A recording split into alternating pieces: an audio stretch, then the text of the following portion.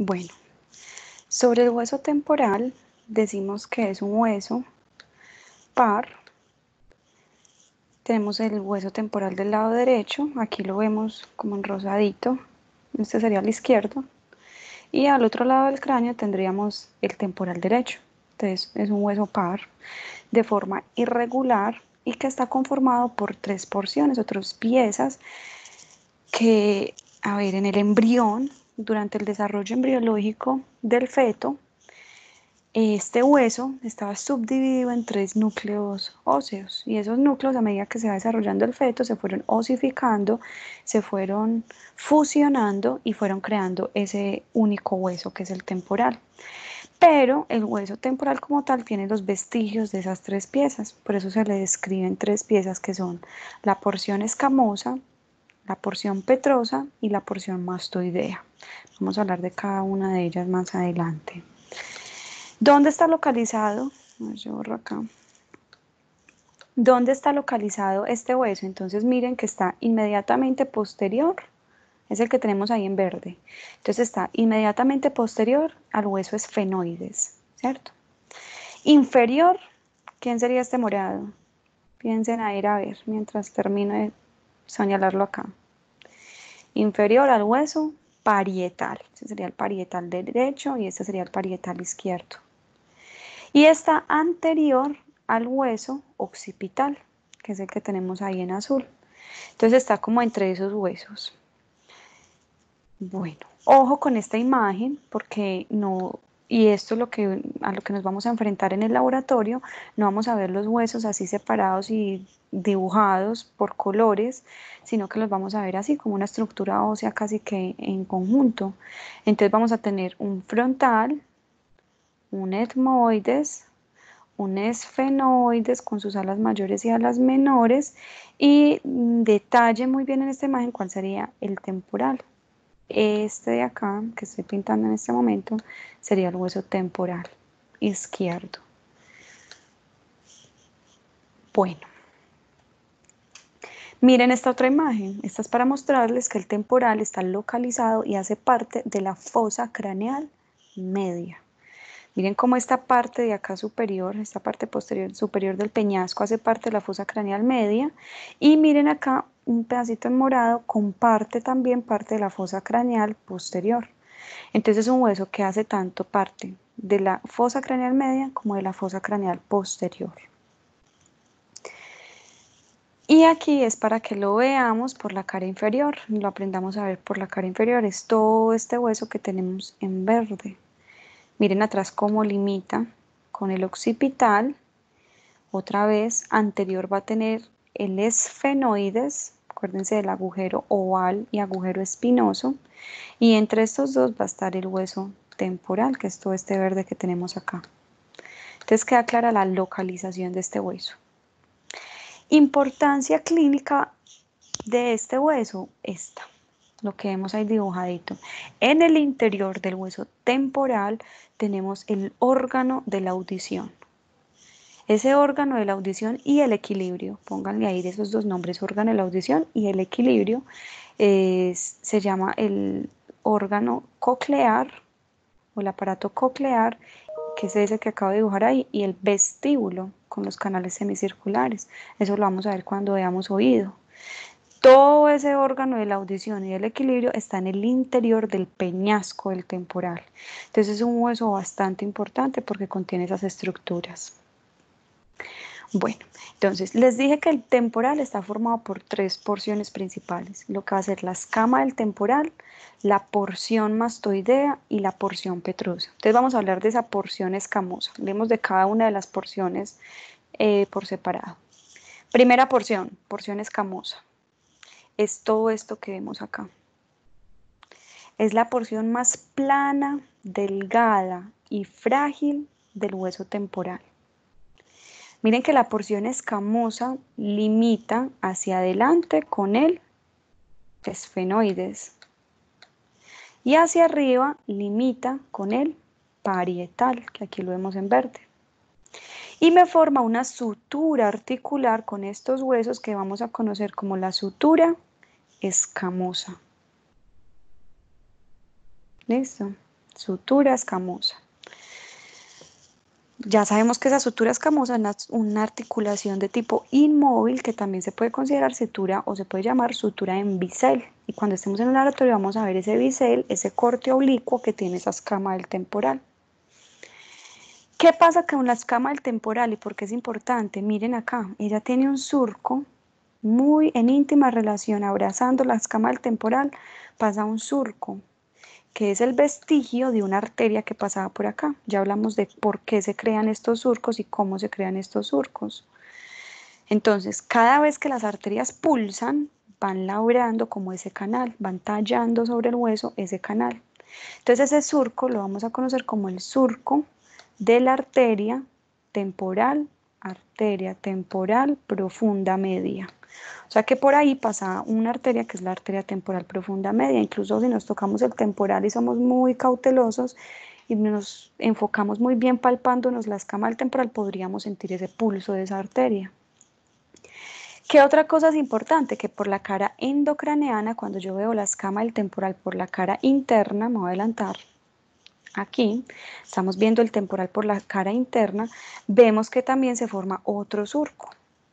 Entonces, ojo, hay dos surcos, uno por la cara externa, que es el surco de la arteria temporal profunda media. Pero también por la cara interna encontramos otro surco, que es el mismo surco de la hoja de higuera. Y ustedes ya saben muy bien cuál es la arteria que forma la hoja de higuera. Acuérdense, la hoja de higuera la encontramos muy bien y muy bonita en lo que es los parietales. Pero también aquí alcanzamos a ver ramitas de esa hoja de higuera. Listo. ¿Qué más le escribimos a la escama del temporal? Entonces miren que hacia la base, o sea, la parte inferior de la escama del temporal, voy a borrar ahí, sobresale una apófisis. Ya sabemos que es una apófisis. Entonces, sobre la base de la escama del temporal sobresale una apófisis, que es la que estoy pintando en este momento. Esa apófisis la vamos a conocer con el nombre de apófisis cigomática. Miren acá anotada para que sepan cómo se escribe. Apófisis cigomática. La importancia de esa apófisis es que se articula, miren ahí la línea articular, la sutura articular, se articula con este hueso que tenemos aquí anaranjado, que se llama el hueso cigomático. Pero se llama apófisis cigomática, que se articula con el hueso cigomático. Y cuando estos dos se articulan, me forman un arco completo que se llama el arco cigomático. ¿Ves? Muy importante este arco cigomático porque el arco cigomático sirve como sitio de inserción de los músculos de la masticación, específicamente del músculo macetero. Tóquense la mandíbula, cierren la boca, ¿cierto? Y muerdan diente con diente, muerdan fuerte y tóquense al lado y lado la mandíbula, van a sentir un músculo que se contrae. Ese es el músculo macetero, lo vamos a ver ahorita en una clase más adelante. Músculo de la masticación, ese músculo se une ahí al arco cigomático. Entonces, imagínense pacientes, ojo pues con esto, pregunta parcial, paciente víctima accidente de tránsito. El reporte de la tomografía del cráneo dice que tiene una fractura del arco cigomático. El paciente podría tener limitación para, entonces ustedes ya saben que una de las limitaciones podría ser una limitación para la masticación, que ahí viene todo ese músculo macetero. Bueno, la fosa temporal, bueno, sobre la escama del temporal, toda esta fosa superior al arco cigomático, por donde estoy dibujando en este momento, todo eso por encima del arco cigomático se forma una gran fosa, que se llama la fosa temporal.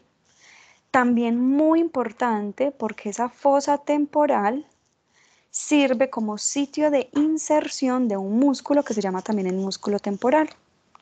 Y ese músculo temporal es un músculo que también llega a la mandíbula y mueve la mandíbula. Por eso es que es también un músculo encargado de la masticación. Bueno. Última estructura importante, bueno, faltan dos estructuras importantes que también les quiero mencionar. Entonces conocemos escama del temporal, surco para la arteria meningia temporal, perdón, arteria temporal profunda media. Apófisis cigomática. ¿Qué pasa? Detrás de la apófisis cigomática hay un gran agujero. En la escama del temporal, detrás de la apófisis cigomática, se abre un gran agujero. Ese agujero es el oído, por donde ingresa el sonido. Lo vamos a conocer o lo vamos a llamar meato acústico externo. Ojo, externo porque está afuera.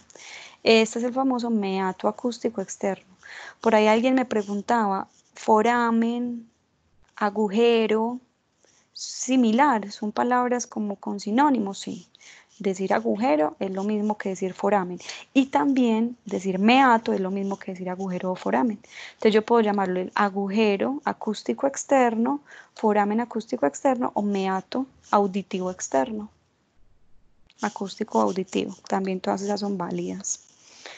Bueno, vamos, última estructura que me falta mencionar de la escama.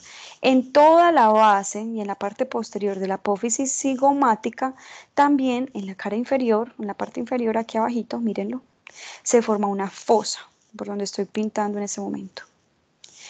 Esa fosa la vamos a conocer como la fosa mandibular, porque es el lugar donde se articula la mandíbula. ¿Listo? Entonces vamos a repasar las estructuras de la escama del temporal. Escama, todo esto de acá. Apófisis cigomática. Meato acústico externo. Fosa mandibular. Lo vamos a ver también por la cara inferior muy bonita. Y el surco para la arteria temporal profunda media. Acuérdense que por la cara endocraneana vamos a tener el surco que forma la hoja de higuera. Sutura escamosa. Muy bien. Creo que queda clara la escama del temporal. Bueno, algo muy importante de la escama del temporal es la porción más frágil del cráneo. Ojo con eso y estrellita en eso. Es la porción más frágil, es el hueso más delgado y frágil del cráneo.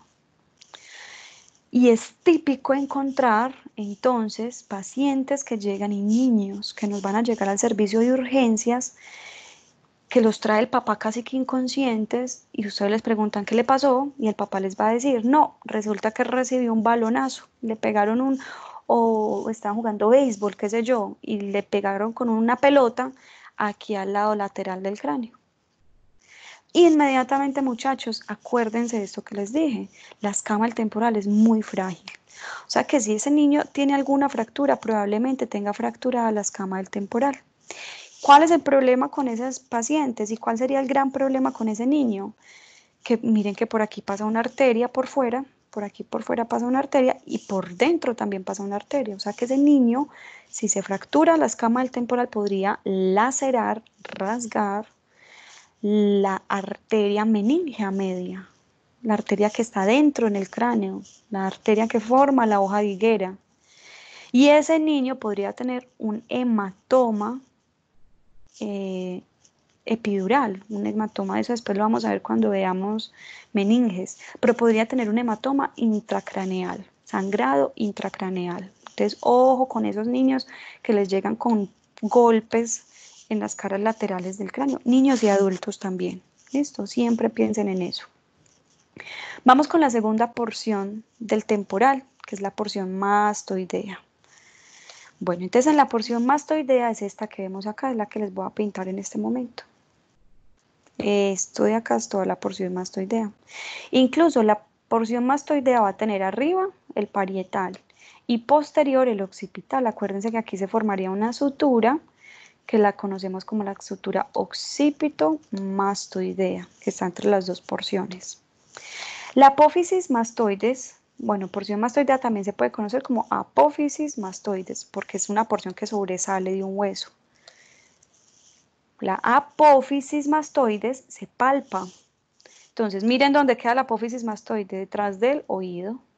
Entonces, métanse el dedo al oído, váyanse detrás de la oreja ahora, en este momento, tóquense en la casa, detrás de la oreja y tóquense esa prominencia ósea que sobresale ahí atrás. Todo eso es la apófisis mastoides. Hay que saberla tocar y palpar. Esto es anatomía palpatoria. Si no saben y no supieron palparse la apófisis mastoides, pónganlo en el cuaderno pendiente, pregúntale al profe cuando nos reunamos en el laboratorio que me enseñe a palpar la apófisis mastoides. Ya les voy a decir por qué es tan importante palparla. Bueno, localización ya sabemos con quién articula. Puntos de referencia anatómicos. Importante que la apófisis mastoides junto con el parietal y con el occipital me forman este punto de referencia anatómico que se llama el asterion. Creo que eso ya queda claro también, ya lo conocemos también el terion, que es este de acá, nasion, que es este puntico de acá, y el asterion, que es este punto de acá. Bueno. Importancia de la apófisis mastoides. Miren, aquí tenemos una apófisis mastoides y aquí quitamos un pedazo del hueso. Y cuando quitamos el pedazo del hueso vamos a ver que dentro en el espesor de la apófisis mastoides hay muchas cavidades aéreas. O sea que la apófisis mastoides es un hueso que en su interior está neumatizado, está lleno de aire. Y ya sabemos que esos huesos neumatizados se llaman senos, podríamos llamarlos senos mastoideos, ¿sí? Realmente el nombre oficial es celdillas mastoideas. Entonces todas estas son celdillas mastoideas, que son espacios aéreos neumatizados o espacios aéreos como tal. ¿Cuál es la importancia de estas celdillas mastoideas? Ellas también están tapizadas de mucosa, pues no tanto de mucosa, pero ellas también están secretando líquido, por decirlo así, ¿sí? Y ese líquido y todo ese aire que tienen lo drenan a un espacio. Estas celdillas mastoideas, ojo con esto, están íntimamente comunicadas con el oído medio. Por el momento, sepamos que el oído se divide en tres: oído externo, oído medio y oído interno. ¿Listo? Las celdillas mastoideas están íntimamente comunicadas con el oído medio. Y eso es muy importante. ¿Por qué? ¿Cómo es? Conecto con por qué les está diciendo que es importante saber palpar la apófisis mastoides. Imagínense un niño o un paciente adulto también que llega a su consultorio y ustedes sospechan una otitis media, o sea, una infección del oído medio. Como estos espacios están comunicados, esa infección puede pasar del oído medio a la apófisis mastoides. Y toda infección del oído que migre a la apófisis mastoides se considera como una infección o una otitis media complicada. Un paciente que ya tenga infección extendida a la apófisis mastoides es una infección complicada y ese paciente hay que hospitalizarlo y darle medicamentos intravenosos, porque después de invadir la apófisis mastoides, esa infección va a invadir el cráneo, la cavidad endocraneal, la cavidad craneal como tal, y le va a dar una meningitis a ese niño o una encefalitis y ese niño puede morirse. Entonces, ojo con las infecciones del oído medio que invaden la apófisis mastoides, eso se llama mastoiditis. Entonces, ¿por qué hay que palpar la apófisis mastoides? Todo niño, ojo pues con esto, estrellita en este dato para la vida. Todo niño, muchachos, que ustedes diagnostiquen con una otitis media, lo segundo que ustedes van a hacer es palparle la apófisis mastoides. ¿Listo? Entonces tóquensela en este momento y tóquenla duro. ¿Les duele? No les debería doler, ustedes no deberían tener o sentir ningún tipo de dolor.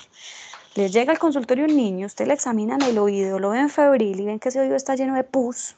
Lo segundo que ustedes van a hacer es tocar la apófisis mastoides. Si a ese niño les duele la apófisis mastoides, sospechen mastoiditis y ya saben que a ese niño hay que hospitalizarlo.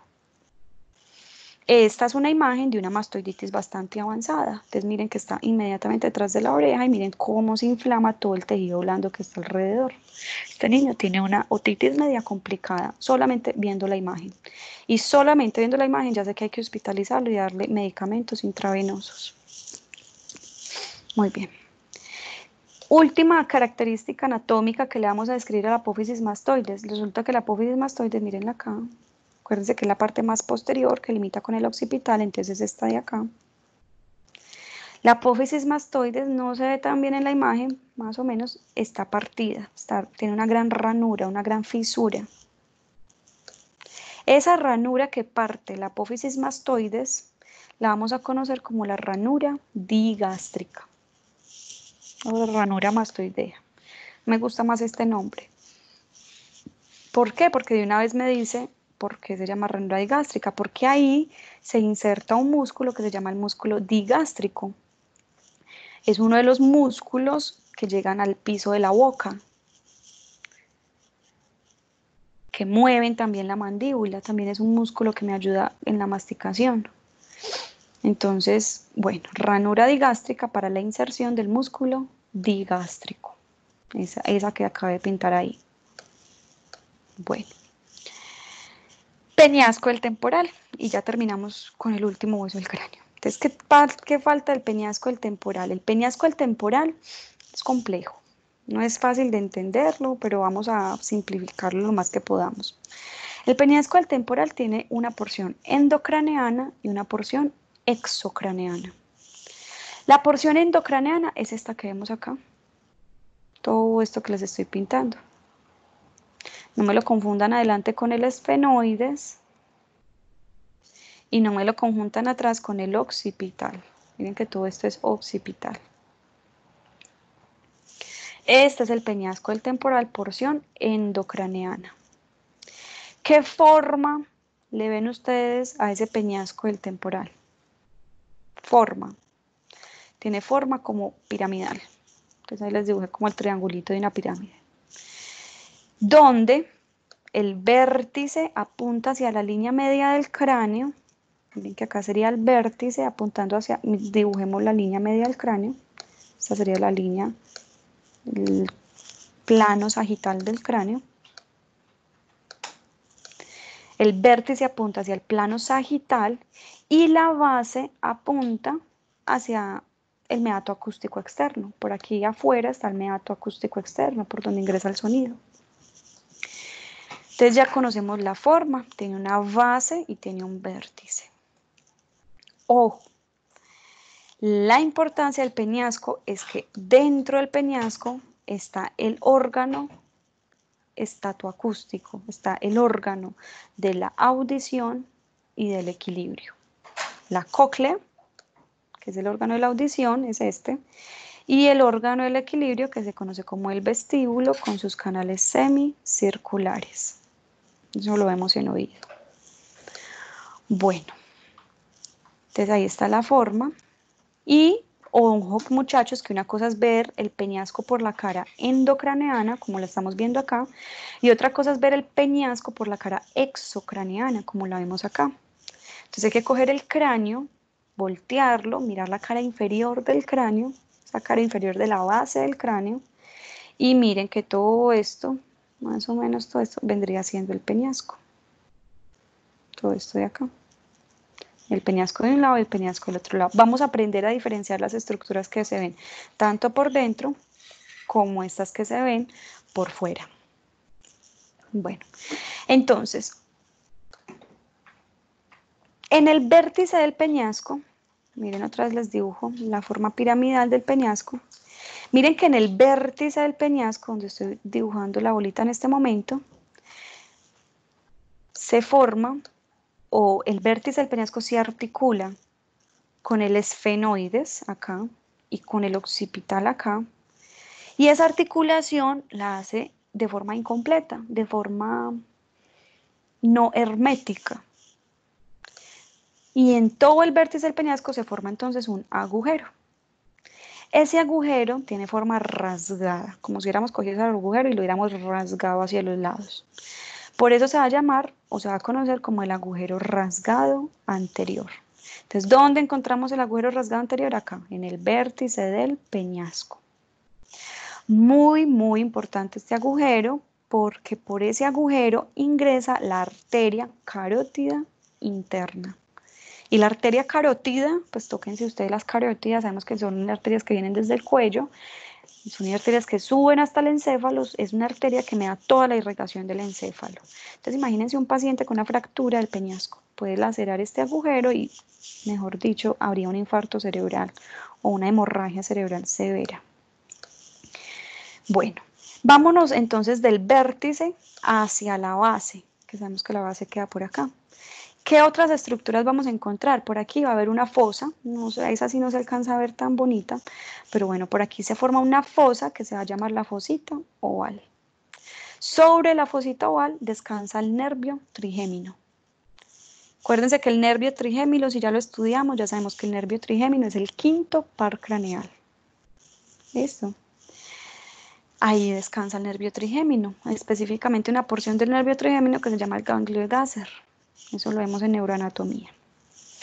Más hacia atrás, bueno, que el canal nervioso petroso menor y menor, eso se los voy a perdonar, no les voy a mostrar bien tanto. Pero ¿qué me importa? Que detrás de la fosita oval hay como una montañita. Y si eso sí se alcanza a ver muy bonito en el temporal. Esa montañita que sobresale la vamos a conocer como la eminencia arcuata. Y ahí es donde se encuentra la cóclea. Perdón, los canales semicirculares. Canales semicirculares. Entonces, sobre la eminencia arcuata, acuérdense que la cóclea es el de la audición y después viene el vestíbulo con los canales semicirculares. Los canales semicirculares, o sea que si yo fracturo la eminencia arcuata, ingreso al vestíbulo, ingreso al órgano que se encarga de ubicarnos en el espacio, de darnos la direccionalidad del cuerpo en el espacio. Bueno, delante de esa montañita, delante de esa eminencia arcuata, vamos a encontrar una superficie grande que se llama el tegmen tympani, tegmen techo, el techo del tímpano. Si yo fracturo ese hueso, el techo del tímpano, ese tegmen tympani, ingreso hacia los osículos, hacia los huesecillos del oído medio, malleus incus stapedium, que anteriormente se llamaban martillo, yunque y estribo. Listo, ya también cambiaron de nombre, pero bueno, sepan que el tegmen tympani me accede a donde se encuentran esos huesecillos del oído medio. Bueno, ahí más o menos como para señalarles dónde estarían ubicadas las estructuras. Miren que se alcanza a ver la eminencia arcuata. Miren que es una parte que sobresale hacia arriba como un montículo. Bueno, y algo también muy importante es que detrás de todas estas estructuras hay un gran agujero, otro agujero. Ya es como de los últimos que vamos a mencionar aquí de la base del cráneo. Este agujero lo vamos a conocer como el meato acústico interno. Miren acá que lo alcanzamos a ver, este es el peñasco. Y miren acá este agujero, este es el meato acústico interno. Por el meato acústico interno ingresan, vamos a devolvernos acá, miren, por el meato acústico interno salen unos nervios que se van hacia el aparato de la audición y el equilibrio y otro que se va hacia la cara. Se conoce como el nervio vestíbulo coclear, nervio octavo par craneal, nervio encargado de captar el sonido y el equilibrio. Y ahí, también por ese agujero ingresa otro nervio que es el séptimo par craneal, nervio facial, que es un nervio que se va facial hacia la cara para el movimiento de la cara, movimiento de todos los músculos de la cara. Bueno, continuemos acá. Muy importante, en esta otra imagen también se ve muy bonita. Peñasco, miren la hoja de higuera. ¿Sí? La hoja de higuera, todo eso es hoja de higuera. Miren que la hoja de higuera alcanza a irse hacia el hueso frontal, hacia el parietal, que fue donde lo mencionamos. Pero miren que también pasa por la escama del temporal. Entonces, ojo con esa hoja de higuera que se ve muy bonita ahí. El peñasco, toda esta porción, miren que se ve el agujero, el meato acústico interno.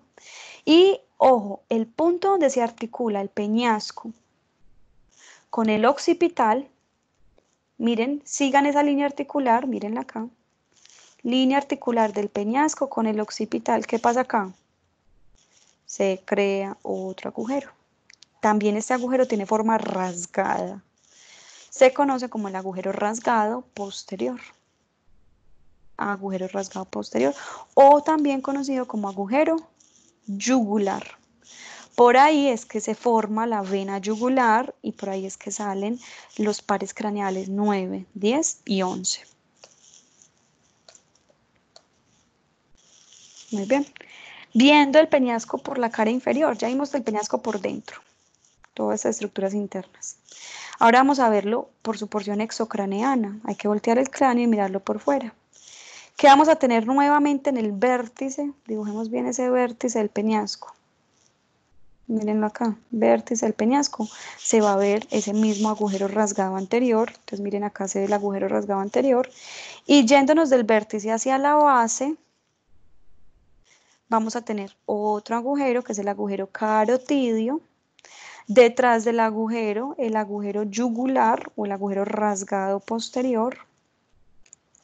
Delante del agujero carotidio, una gran fosa, esta de acá, la fosa mandibular.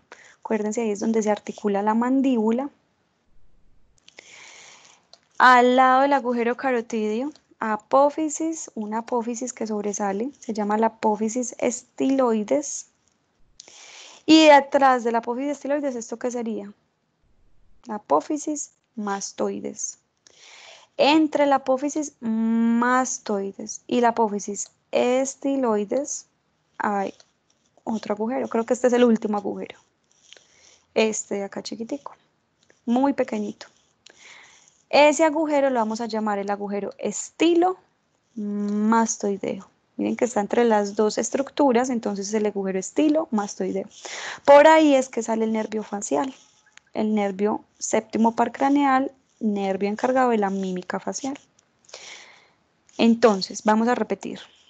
Cara inferior del peñasco, todo esto, ¿cierto?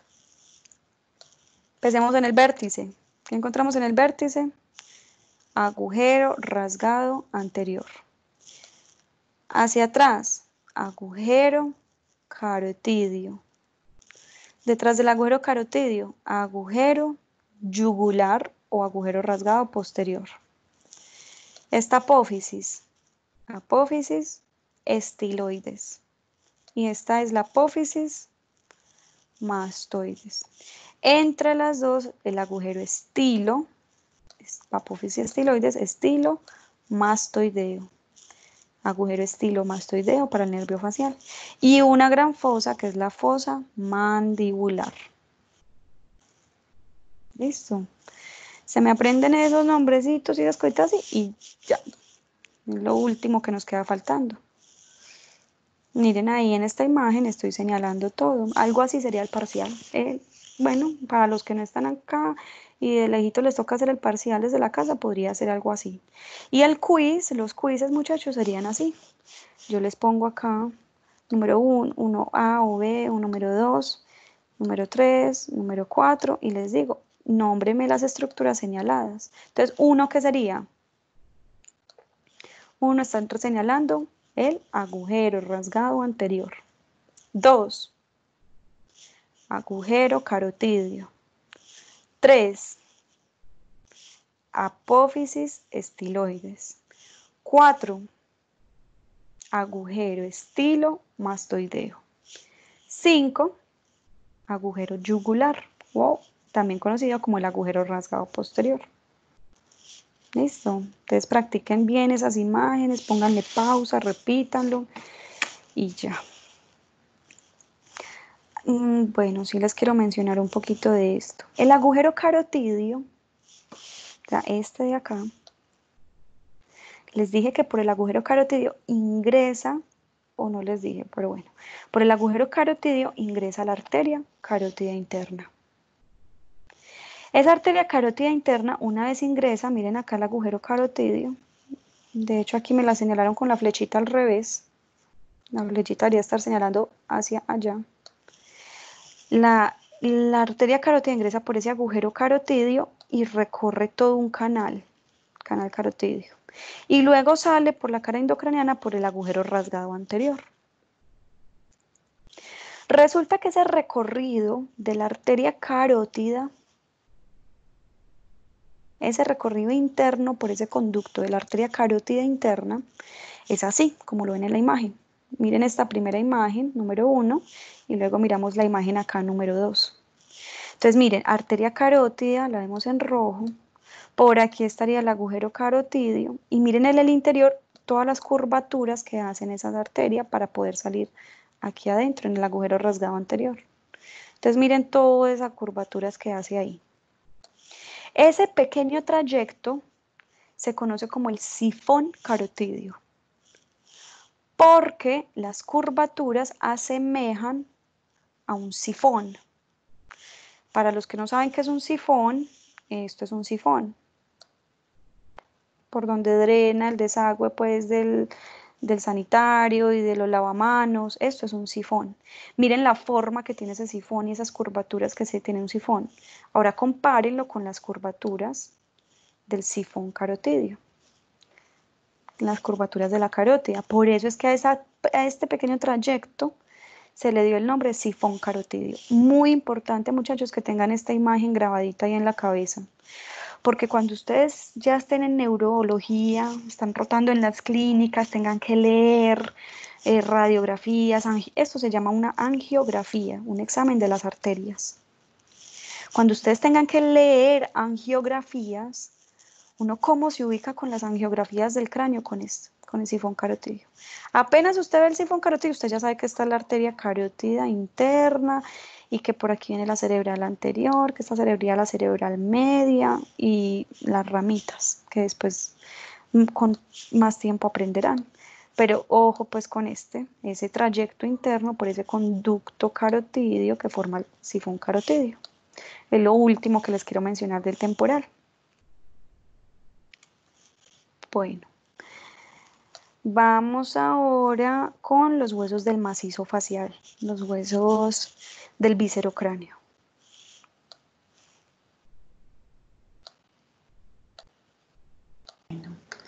Vamos a terminar ahora con los huesos del macizo facial. Cuando hablamos de macizo facial también estamos haciendo referencia a los huesos del viscerocráneo, o sea, toda esta parte que nos falta terminar de ver de acá. ¿Listo? Al igual que el neurocráneo, vimos que tiene una bóveda, que es esta parte superior, y una base del cráneo. El macizo facial también podemos dividirlo o considerar en él dos porciones. La primera porción, que sería el complejo maxilar superior, el bloque superior, el complejo maxilar superior, que viene siendo toda esta parte de acá. Esto. Y la mandíbula, que es un hueso único que forma el bloque inferior del macizo facial. ¿Listo? Vamos a empezar a hablar de cada uno de los huesos. Estos huesos son mucho más sencillos y más fáciles de entender. Empecemos con el maxilar. Entonces, el primer hueso, el maxilar, es el que vemos acá señalado en azul. Es un hueso par. Ahí lo vemos como si fuera un hueso único, pero no, son dos y acá están divididos en la línea media. Hay un maxilar derecho y aquí tendríamos el maxilar izquierdo. Y es un hueso muy importante porque forma parte de estas tres fosas. Las fosas nasales o cavidades, las órbitas y la cavidad bucal o cavidad oral. Entonces, las fosas nasales, miren acá en la imagen, vemos como el maxilar forma como las paredes laterales de las fosas nasales y el piso de las fosas nasales. En cuanto a las órbitas, miren cómo forma a su vez el piso de las órbitas, cómo se distribuye por toda la base de esas órbitas, al lado y lado. Y en cuanto a la cavidad oral, miren cómo forma parte de la cavidad oral, como en la cavidad oral forma la arcada dentaria superior, donde se articulan todos los dientes superiores. Y ese hueso se prolonga hacia adentro, formando también el paladar duro a nivel de la cavidad oral. Importancia de este hueso, que en el interior o toda la parte, todo esto lo consideramos o lo llamamos el cuerpo de maxilar. Esta partecita de acá, todo esto es el cuerpo del maxilar. En el interior del cuerpo del maxilar hay una gran cavidad aérea, un gran espacio neumatizado, por eso se considera que en el interior del maxilar hay un seno. y ese seno se va a conocer como el seno maxilar. Entonces aquí estamos viendo nuevamente el maxilar, lo estamos viendo en color verde. Toda esta parte de acá, acuérdense, sería el cuerpo del maxilar. Cuerpo del maxilar, si yo fracturo ese cuerpo, ingresaría hacia adentro, hacia el seno maxilar. Bueno, entonces para mostrar otras cosas, pero no va a quedar en eso. Miren acá, tenemos las órbitas. Este sería el seno frontal. Miren acá se alcanza a ver la cresta Gali. Seno frontal derecho, seno frontal izquierdo. Miren acá, vemos la lámina perpendicular formando el tabique nasal. Al lado y lado los laberintos o masas etmoidales, donde se encuentran los senos o celdillas etmoidales. Ahí vemos otro seno paranasal. Y aquí abajo, piso de la órbita, acuérdense, piso de la órbita es del hueso maxilar. Y miren cómo acá al maxilar le quitamos toda la tapita anterior y descubrimos que en el interior hay una gran cavidad aérea, hay un gran seno maxilar. Y está al lado de la nariz. Este seno maxilar drena, acuérdense, al meato medio.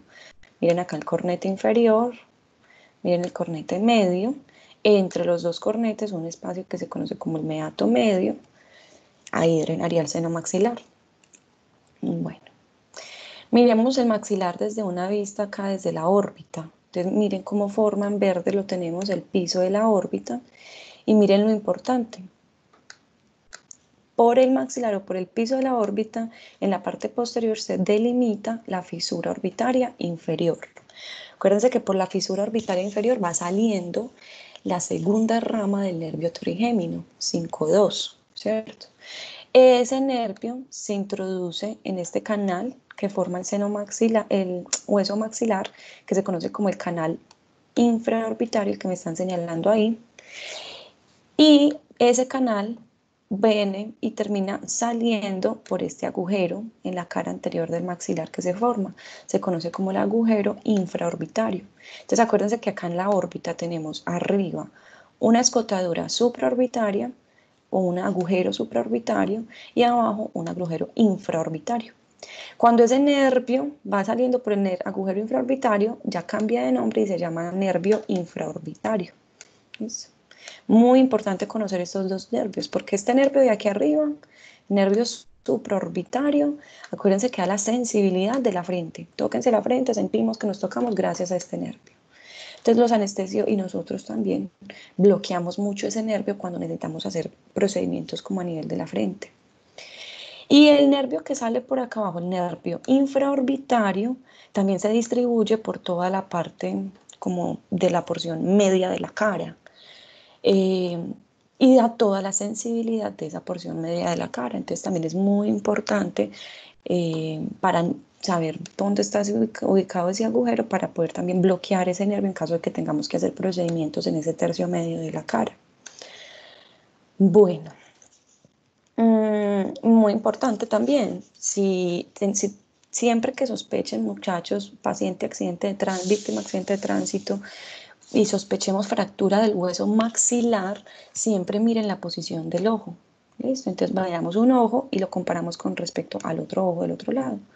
Si vemos que un ojo está más descendido que el otro, probablemente podamos sospechar fractura del piso de la órbita. Y otra cosa que me ayuda para diagnosticar fracturas del piso de la órbita es mirando la sensibilidad, tocando al paciente en la cara. Y si el paciente no siente un lado de la cara, probablemente podamos sospechar fractura de ese hueso maxilar o del piso de la órbita. Bueno, continuemos. Esta es una vista del maxilar desde la base, desde la cara inferior del cráneo. Miren que vemos el maxilar en color rosado. Miren que aquí en toda la línea media vemos como el maxilar se divide del otro. Entonces, este sería el maxilar izquierdo, este sería el maxilar derecho.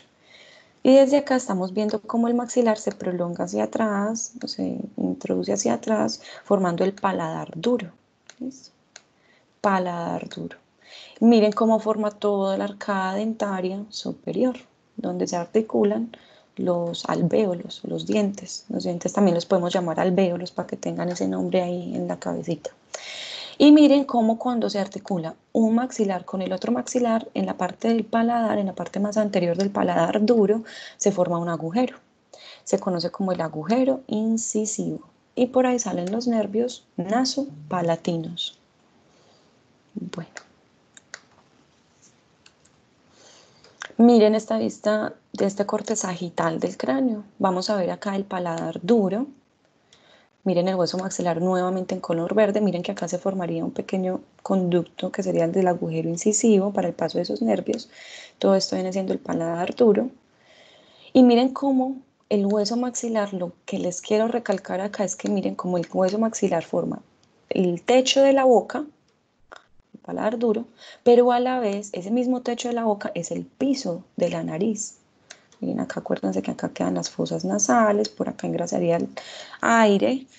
Aquí tenemos el etmoides, cresta gali, miren ahí la lámina cribosa, miren la lámina perpendicular del etmoides, o sea que esto todo que estoy pintando acá es el tabique nasal.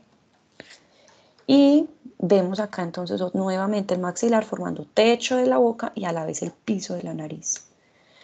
Muy importante conocer esta relación anatómica porque hay bebés que cuando nacen con una enfermedad que se llama el labio paladar hendido, el famoso labio leporino. Se llama labio paladar hendido. Hay una gran hendidura, hay un gran agujero en este paladar duro. ¿Qué pasa con esos niños? Que cada vez que ingieran alimento, ¿hacia dónde se les podría ir al alimento? Se les podría ir hacia la nariz. Y a la vez, si ellos respiran y tienen alimento aquí en la nariz, ese alimento se podría ir hacia las vías respiratorias, hacia los pulmones. Entonces, muy importante para poder, siempre que muchachos tengan un niño recién nacido, ustedes van a aprender a examinarlos. Uno tiene que meterle el dedo a la boca y tocar el paladar y ver que no tenga agujeros en el paladar, porque si los tiene es un niño con alto riesgo de broncoaspirarse. Bueno. Nada más que decir del maxilar, yo creo. No voy a enfatizar pues como en más detalles anatómicos. Sigamos con el siguiente hueso, el hueso palatino. El hueso palatino también es un hueso realmente complejo, bastante complejo. Es un hueso que tiene forma irregular, tiene múltiples estructuras anatómicas. No me voy a quedar pues como detallando cada una de esas, pero grande, quiero que reconozcamos las dos porciones principales. Tiene forma de L, son dos huesos, hay un palatino derecho y un palatino izquierdo, es un hueso par. Y sobre las dos porciones que contiene es una porción horizontal y una porción vertical. Esta de acá sería la porción horizontal y esta sería la porción vertical. Importante, la porción horizontal la vamos a encontrar en el paladar. Hace parte y conforma parte del paladar duro. La porción vertical hace parte y conforma o se proyecta hacia arriba y llega hasta los ojos, hasta las órbitas. Entonces hace parte de la estructura de la órbita. Entonces, porción horizontal la vemos aquí en morado, color moradito. Miren acá maxilar, paladar duro, ¿cierto? Este es el hueso maxilar. Y en la parte más posterior del maxilar vamos a tener la porción horizontal del hueso palatino. Ahí nos la están pintando en morado. Forma parte entonces del paladar duro. Y miren que a la vez formaría parte del piso de las fosas nasales. Bueno, vemos acá la porción horizontal desde una vista inferior del cráneo, la vemos como anaranjado. Miren que se ve el maxilar hacia adelante, ya hablamos de él. Inmediatamente posterior tenemos el palatino de un lado y el palatino del otro lado. En esa porción horizontal se forman también dos agujeritos pequeñitos que se conocen como los agujeros palatinos. También por ahí pasan nervios palatinos. Y acá tenemos cómo se proyecta el palatino, la porción horizontal hasta la órbita. Acuérdense que les dije que llegaba hasta la órbita, entonces vamos a buscarlo, sería este de acá. Ese pedacito de allá es prácticamente, vamos a ver este hueso, es prácticamente esto que les estoy pintando acá, formando parte como de la pared medial. Miren que techo de la órbita frontal, piso de la órbita maxilar, ya lo dijimos, y en la pared medial un hueso que lo forma es el palatino. Listo. Siguiente hueso, vómer. El vómer es un hueso muy delgado, una fina lámina vertical, descrito como una fina lámina vertical, Es un hueso plano, se proyecta o se articula sobre el maxilar y se proyecta hacia arriba, atravesando la línea media de las fosas nasales y ayudando a formar lo que es el tabique nasal. Contribuye a formar, como dice acá, el tabique de la nariz. Entonces lo vamos a encontrar en toda la línea media de la nariz. Para cuando estemos en el laboratorio cogiendo esos cráneos, miremos las fosas nasales y en toda la línea media ya sabemos cuáles son los dos huesos que encontramos, la lámina perpendicular del etmoides y el hueso vomer. Nada más que decir del vomer. Corneta inferior, siguiente hueso del macizo facial. El corneta inferior, ya sabemos cuál es este de acá. Acuérdense que tiene forma como de concha de mar, o de una cresta o una turbina. Ya sabemos y ya hablamos de los cornetes y ya reconocemos cuál es la gran función o la gran importancia de tener esos huesos ahí. Limpia el aire, calienta el aire, también ayuda en la resonancia de la voz. Forma unos espacios que son los meatos, por donde drenan los senos paranasales. Y creo que ya acuérdense que el cornete inferior es un hueso completamente aparte y ya el cornete medio y el cornete superior hacen parte del etmoides. ¿Sí? Entonces no es que sean los cornetes huesos, el cornete inferior es un hueso y los dos superiores hacen parte del etmoides. Bueno, cigomático. Hueso cigomático es un hueso de forma romboidal. Aquí lo vemos como en amarillo, tiene esta forma de rombo. Miren que la parte más superior del hueso cigomático se articula con el frontal. Se articula acá con el hueso frontal. La parte más anterior y medial articula con el hueso maxilar. Miren que estas dos porciones se unen y forman lo que es la pared lateral de las órbitas. Y hacia atrás vemos cómo se articula con la apófisis cigomática del hueso temporal. Y ya hablamos de eso, que forma un arco a este nivel cuando se articulan esos dos huesos, que se conoce como el arco cigomático. Y mencionamos que ahí se desprende un músculo, que es el músculo macetero, el músculo que me ayuda al movimiento de la mandíbula. Bueno, muy importante el cigomático, saber que es el músculo que forma el pómulo. Tóquense los pómulos, ahí inmediatamente inferior a los y lateral a las órbitas. Todo ese pómulo que nos estamos tocando ahí, todo es el hueso cigomático. Huesos propios de la nariz. Los huesos propios de la nariz son estos que vemos acá anaranjado. Son dos láminas también, son huesos planos, láminas finas, delgadas, huesos pares. Hay un nasal derecho y hay un nasal izquierdo. Forman el esqueleto óseo de la nariz. Ya vamos a ver ahorita una imagen de lo que es la nariz y vamos a ver que la nariz tiene esqueleto óseo y un esqueleto cartilaginoso.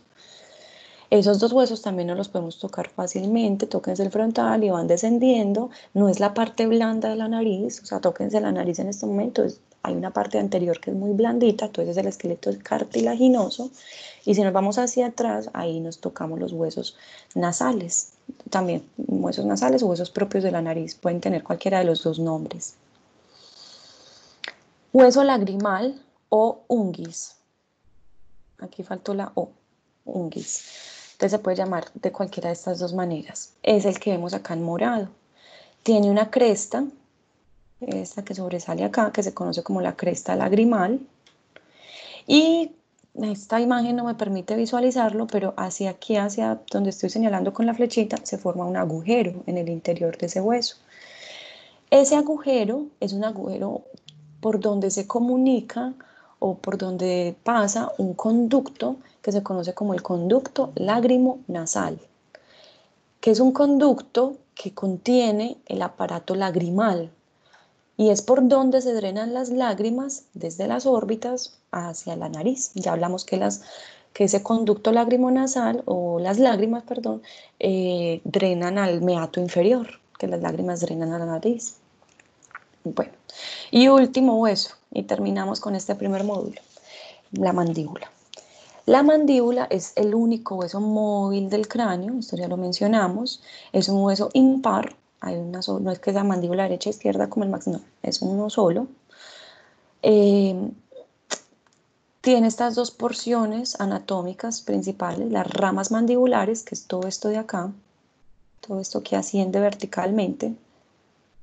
Esas son las ramas mandibulares y el cuerpo mandibular, que es esta parte de acá anterior. Todo eso es el cuerpo de la mandíbula. Entonces tiene cuerpo y ramas. Todo este es el cuerpo. Vamos a hablar primero del cuerpo de la mandíbula. Sobre el cuerpo, miren esta, bueno, de donde señala con la flechita, el cuerpo de la mandíbula sobresale hacia adelante, protruye hacia adelante. Y esa protrusión tiene un nombre, se conoce como la sínfisis mandibular o la sínfisis, perdón, mentoniana. Sínfisis mentoniana. Ahí se inserta un músculo que se llama el músculo mentoniano. ¿Qué más le describimos? Un agujero. En toda la cara anterior del cuerpo mandibular aparece también un agujero que se conoce como el agujero mentoniano. Y por ese agujero mentoniano salen unos nervios que se conocen como los nervios mentonianos. Hay un agujero mentoniano hacia el lado derecho y este sería el agujero mentoniano del lado izquierdo. Si vemos el cuerpo desde la cara interna de la mandíbula, vamos a ver que aparecen unas apófisis, unas estructuras que sobresalen en toda esa cara interna. Las conocemos como las apófisis geni. Hay 4, 2 superiores, apófisis geni superiores, y 2 apófisis genis inferiores. Bueno, hay una línea que atraviesa todo ese cuerpo, esa cara interna de la mandíbula, se conoce como la línea miloioidea. Esa línea miloioidea es para la inserción de un músculo que también lleva el mismo nombre, músculo miloioideo. Y también en toda la cara interna de la mandíbula vamos a encontrar un agujero. Ese agujero se conoce como el agujero alveolar inferior. Para el paso de un nervio, creo que es el último agujero que mencionamos, el que vamos a mencionar, el nervio que pasa por ahí es el nervio alveolar inferior, el nervio que pasa por todo este agujero, recorre todo el cuerpo de la mandíbula, es el nervio alveolar inferior. Luego, miren acá el agujero alveolar, recorre todo el cuerpo de la mandíbula y termina saliendo por el agujero mentoniano. Ya cuando ese nervio sale por el agujero mentoniano, ya no se llama nervio alveolar inferior, sino nervio mentoniano. Listo. De las ramas mandibulares, entonces miren como las ramas mandibulares, a ver, el cuerpo tiene una porción como horizontal, ¿cierto? Y a medida que va llegando hacia la parte más posterior, empieza a verticalizarse y aparecen las ramas, que son entonces esa porción vertical de la mandíbula. El ángulo que se forma en la parte más posterior, tóquenselo en la cara suya, se siente ese ángulo. Ese ángulo tiene un nombre, se conoce como el gonion. Ojo que ese nombre lo van a escuchar toda la vida en reanimación, cuando ustedes estén cuando reanimando a un paciente, traccionen el gonion. Entonces ustedes tienen que saber cuál es el gonion para poder palparlo en su paciente y traccionarlo hacia adelante en caso de requerir pues como auxilio. Hacia arriba, vamos a la imagen de las ramas mandibulares, entonces acá se forma el gonion. Ahí lo estamos señalando con la flechita. Y vamos a tener otras dos estructuras en la parte más superior. Una apófisis que sobresale hacia más anterior, se conoce como la apófisis coronoides. Y atrás una estructura más redondeada que se conoce como el cóndilo mandibular. Ese cóndilo mandibular es el que se articula, acuérdense, en la fosa mandibular. O sea que este hueso es el hueso temporal. Acuérdense que el hueso temporal tiene una fosita en la parte inferior, fosa mandibular, ahí se articula el cóndilo mandibular. Y forman una articulación muy importante que se conoce como la articulación temporomandibular, porque se da entre el hueso temporal aquí arriba y la mandíbula acá abajo, articulación temporomandibular. También la van a conocer o a escuchar mucho como ATM, articulación temporomandibular, ATM. Bueno, la ATM también se palpa. Miren dónde queda la ATM. ¿Cómo se llama este agujero?